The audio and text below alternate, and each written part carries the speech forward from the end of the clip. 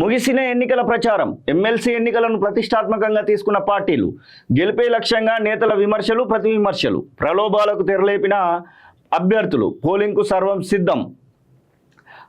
నల్గొండ, వరంగల్, ఖమ్మం ఉమ్మడి జిల్లాలో మొత్తం ఉపాధ్యాయ ఓటర్లు 25,797 మంది ఉంటే దానిలో పురుషులు 14,940, మహిళలు 9,965, బరిలో నిలిచినటువంటి అభ్యర్థులు 19 మంది ఉన్నారు. ఇక మెదక్, నిజామాబాద్, కరీంనగర్, ఆదిలాబాద్ జిల్లాలో మొత్తం పట్టభద్రులు 3,47,189 మంది ఉన్నారు.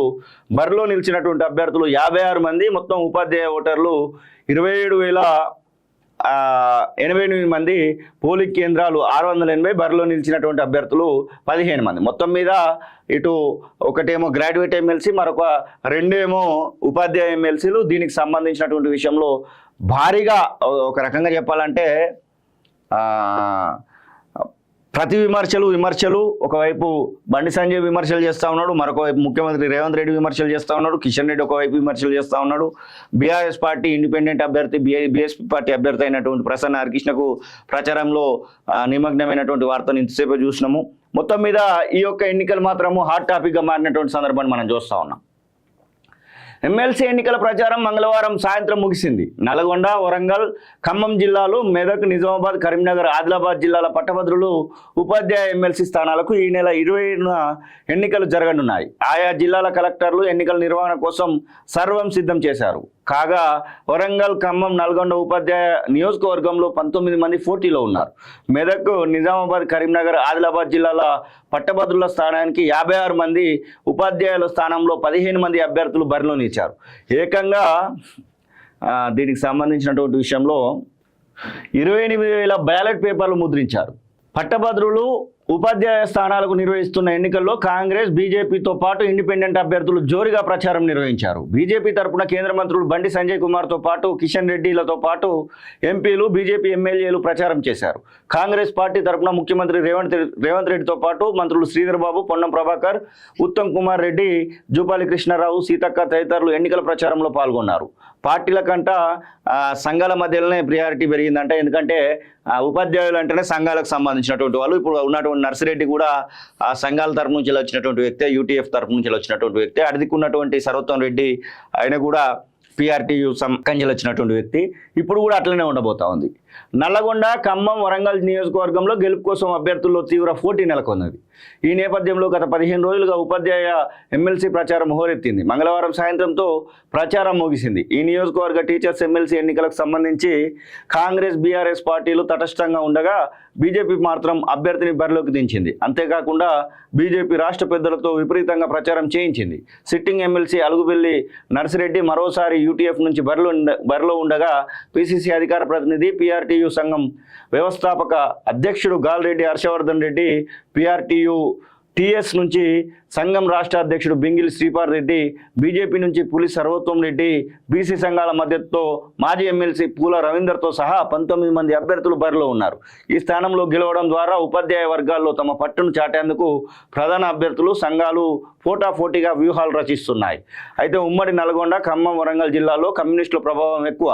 దీనికి తోడు యూటీఎఫ్ ఉపాధ్యాయ సంఘం క్షేత్రస్థాయిలో బలంగా ఉన్నది. పైగా యూటీఎఫ్కు సిట్టింగ్ స్థానం. గత 2 అసెంబ్లీ ఎన్నికల్లో సిపిఎం పెద్దగా ప్రభావం చూపలేదు. కానీ టీచర్స్ ఎమ్మెల్సీ ఎన్నికల్లో మాత్రం గెలుపు జెండా ఎగరవేసింది.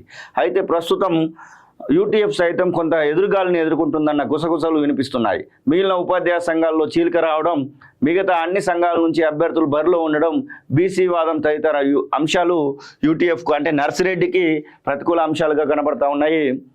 మరి దీని విషయంలో ఎలా ఉంటుంది ఏందనేది మాత్రము చూడాల్సినటువంటి అవసరం ఉంది. ఇక ఈ నెల 27న సాధారణ సెలవు.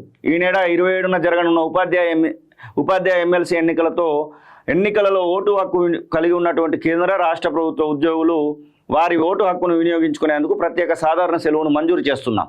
వరంగల్, ఖమ్మం, నల్గొండ ఉపాధ్యాయ ఎమ్మెల్సీ ఎన్నికల బదిలో రిజిస్టర్ ఓటర్లకు ఇది వర్తిస్తుంది. కేంద్ర, రాష్ట్ర ప్రభుత్వాల ఉద్యోగులకు ఈ అవకాశం ఇలా ఉందంటగా నల్గొండ జిల్లా ఎన్నికల అధికారి దాన్ని ఇప్పటికే విడుదల చేసినటువంటి పరిస్థితి.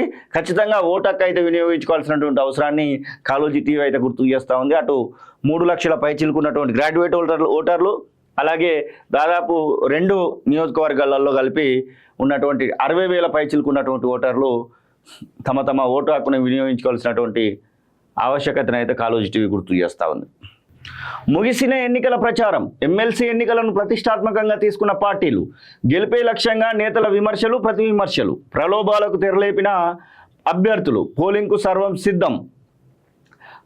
నల్గొండ, వరంగల్, ఖమ్మం ఉమ్మడి జిల్లాలో మొత్తం ఉపాధ్యాయ ఓటర్లు 25,797 మంది ఉంటే దానిలో పురుషులు 14,940, మహిళలు 9,965, బరిలో నిలిచినటువంటి అభ్యర్థులు 19 మంది ఉన్నారు. ఇక మెదక్, నిజామాబాద్, కరీంనగర్, ఆదిలాబాద్ జిల్లాలో మొత్తం పట్టభద్రులు 3,47,189 మంది ఉన్నారు.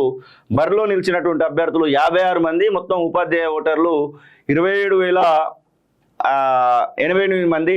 పోలింగ్ కేంద్రాలు 680. బరిలో నిలిచినటువంటి అభ్యర్థులు 15 మంది. మొత్తం మీద ఇటు ఒకటేమో గ్రాడ్యుయేట్ ఎమ్మెల్సీ, మరొక రెండేమో ఉపాధ్యాయ ఎమ్మెల్సీలు. దీనికి సంబంధించినటువంటి విషయంలో భారీగా ఒక రకంగా చెప్పాలంటే ప్రతి విమర్శలు ఒకవైపు బండి సంజయ్ విమర్శలు చేస్తూ ఉన్నాడు, మరొక వైపు ముఖ్యమంత్రి రేవంత్ రెడ్డి విమర్శలు చేస్తూ ఉన్నాడు, కిషన్ రెడ్డి ఒకవైపు విమర్శలు చేస్తూ ఉన్నాడు.